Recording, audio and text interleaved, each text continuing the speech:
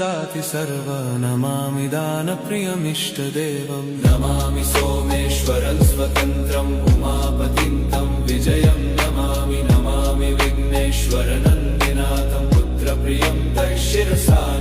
नमामि देवं भवदुःखशोकविनाशनं चन्द्रधरं नमामि नमामि गङ्गाधरमीशमीड्यमुमाधदं देववरं नमामि नमाम्यजादिशपुरन्दरादिसुरासुरैरचितपादपद्मं नमामि देवी मुखवादनान इक्षार्थमक्षित्रितयं यैष पञ्चामृतैर्गन्धसुधूपदीपैर्विचित्रपुष्पैर्विधैश्च मन्त्रैः